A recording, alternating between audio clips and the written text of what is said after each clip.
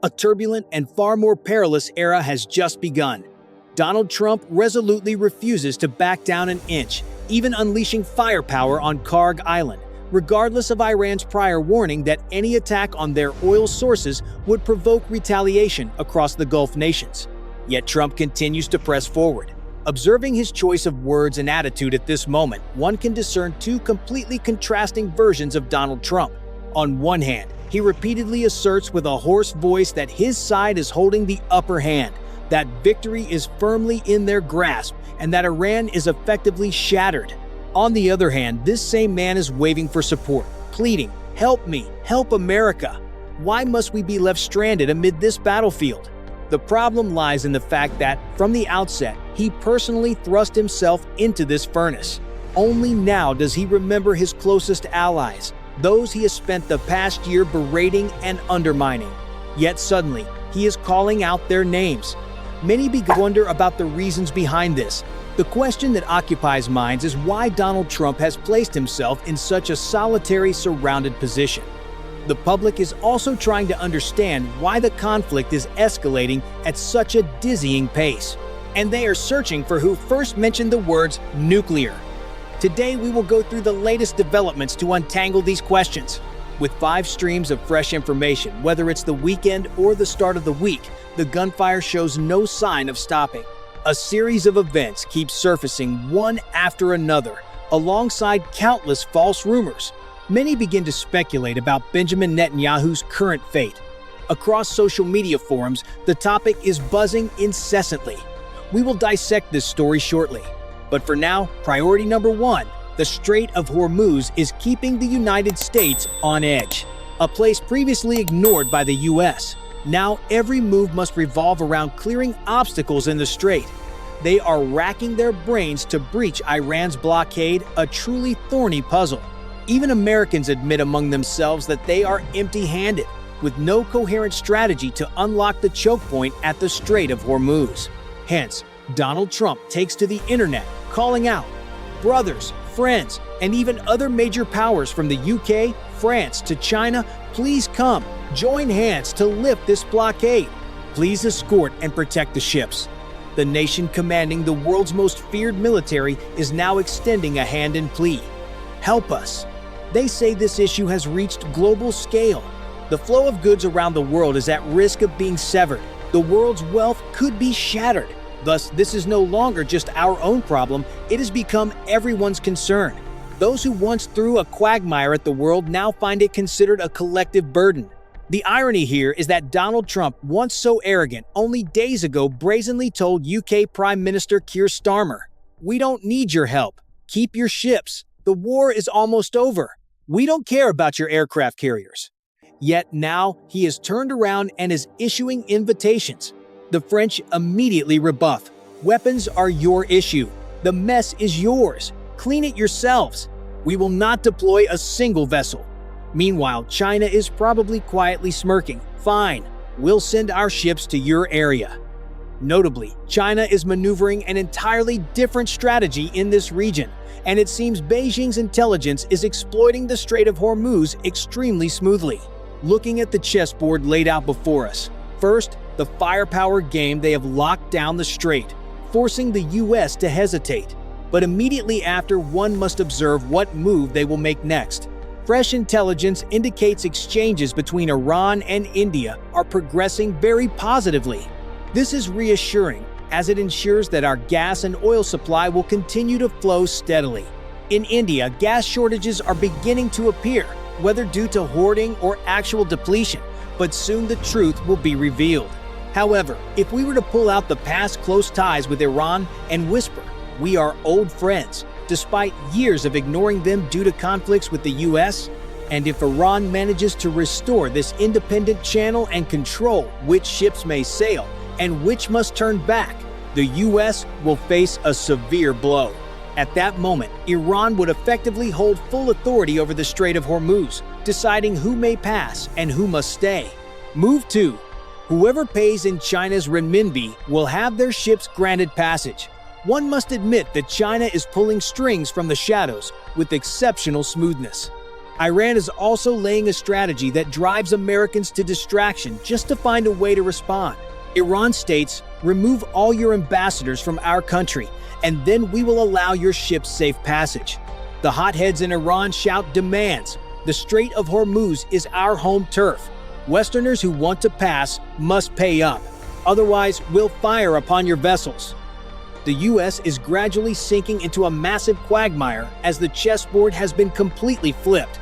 Not only can they not remove Iran or its authorities, but the opponent grows increasingly aggressive, determined to maintain their roots in the Strait of Hormuz to collect tolls. U.S. or Israeli ships are banned. Want to pass? Stay clear of U.S. or Israel. This is indeed a significant shock in the Strait of Hormuz region. Sounds simple, but in reality, untangling this choke point is far from easy. Amid the raging conflict, a notable development occurs as the U.S. military decides to bomb the Karg Island area. Donald Trump loudly asserts, "We have flattened everything." Heavy firepower has been unleashed on this strategic throat, the point from which all of Iran's oil flows outward. Many question why Karg Island is so crucial. The issue is that Iran's coastal waters are shallow, so massive ships must reach deep water ports to load fuel. Karg is one of the rare ports with water deep enough for large vessels. Consequently, destroying this location effectively severs Iran's export route, depleting their coffers. The U.S. has planned its moves accordingly. However, Iran had already warned early on, "If you touch our oil fields, we will not hesitate to target the Gulf states." Iran's foreign minister bluntly points out, the HIMARS rockets fired at Karg Island and the nearby Abu Musa Island originated from the UAE, launched from Ras Al Khaimah, not far from Dubai. Therefore, those targets are legitimate. Notably, Iran has openly declared it will target the opponent's ports, striking directly at U.S. interests. This week, the UAE and Gulf allies are likely to face even more headaches. Simultaneously, the U.S. is caught in another massive predicament. Something that never appeared during years of conflict in Iraq now looms. Iran-backed militias in Iraq have fired directly at the U.S. consulate in Baghdad. Even the Green Zone in central Baghdad, the place civilians consider safest, has had to evacuate. Considering Baghdad, the Gulf states, and the U.S. KC-135 refueling fleet, questions arise. Without fuel resupply, where will the so-called master of the skies, as Americans boast, operate? To date, 7 refueling aircraft have been lost, either downed or destroyed. This is truly a massive upheaval. Iran is playing extremely strategic moves, targeting only the most sensitive points. Likely next week, we will witness the IRGC taking tangible action after threats. Recently, smoke and fire erupted in central Dubai. The message is now crystal clear. You disrupt our livelihood, we will smash yours. Observe how the opponent's commercial towers, server systems, companies, and banks are devastated. Sounds simple, but the reality is highly tense. In another development, Israel is protesting Iran's use of cluster bombs.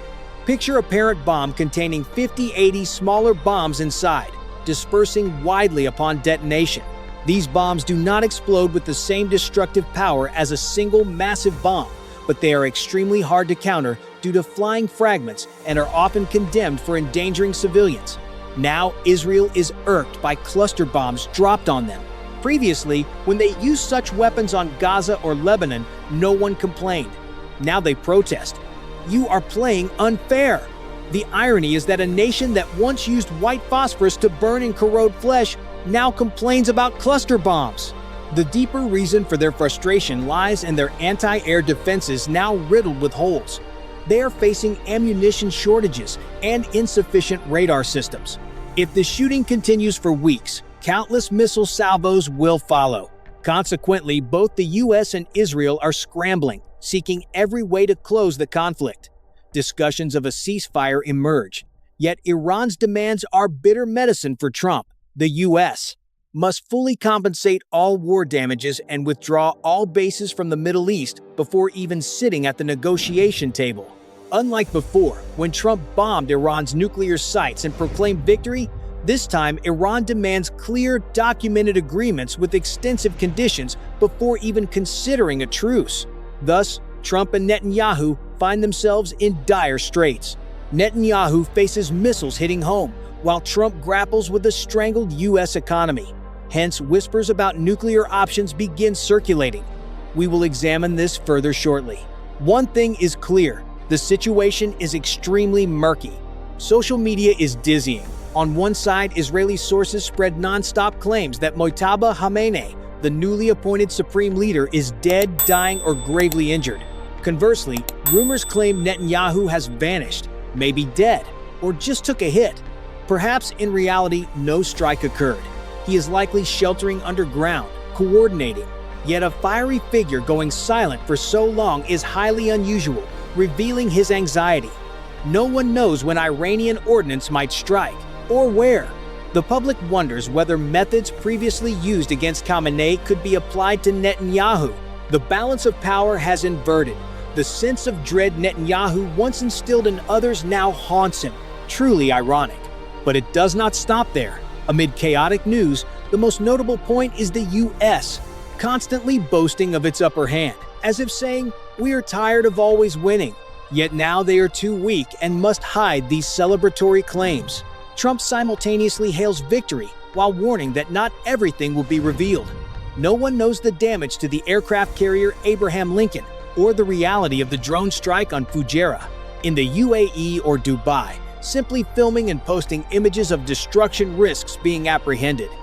This group works hard to conceal the devastation. In the US, Trump directly warns the press, "Put down the pen. Writing like this harms the country." Initially, they justified actions under patriotism, but once the truth surfaced, they pressured media outlets to follow the narrative or risk losing their licenses.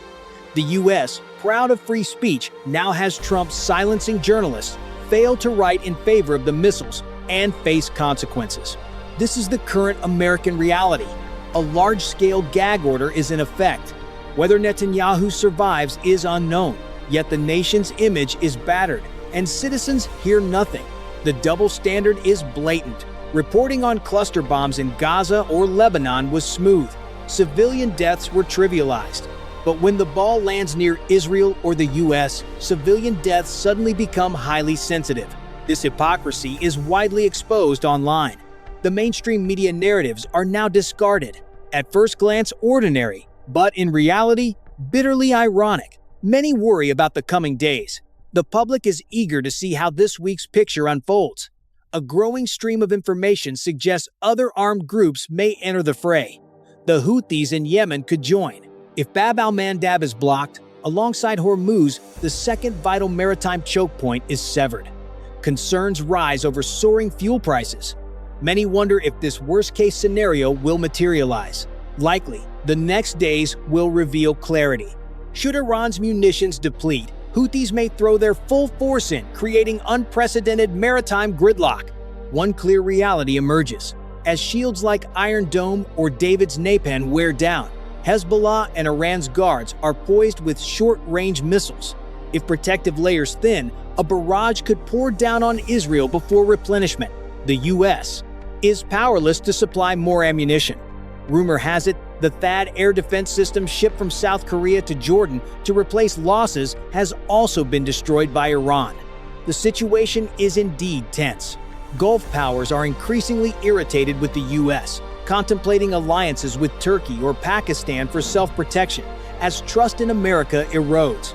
The UAE is clamping down, barring U.S. military access. Yet Iran asserts, "You still leave openings for U.S. spying. No way we'll allow that." Curiosity grows over whether Gulf allies can extricate themselves from U.S. dependence. It is a difficult problem, as ties are deeply rooted and the U.S. will not relinquish its stake. Broadly, this week tension escalates step by step. No side is yielding. Iran is in an all-or-nothing stance, and Trump is not one to retreat. All parties are bleeding. Bombs fall on Iran, yet Iran strikes back. Global finances risk further contraction. Another development emerges. Consequently, Trump's strategists are pressured. Extinguish this blaze immediately, or Israel may deploy nuclear bombs on Iran. During discussions, someone asked whether such weapons might actually be used. Here, we never post sensationalist headlines like World War III erupts, nuclear bombs fall, humanity perishes. But I state plainly, Trump may rebel, yet he is not insane enough to press the nuclear button. As for Israel, I make no promises.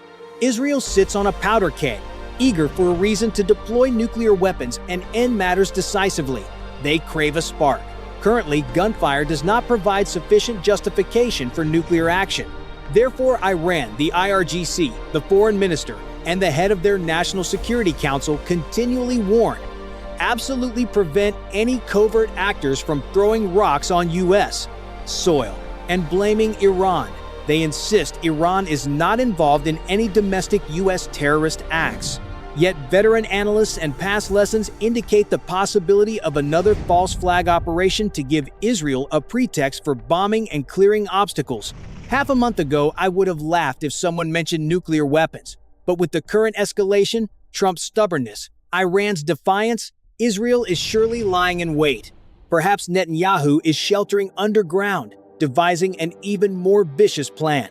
In the coming days, we must watch carefully to see where this fire spreads.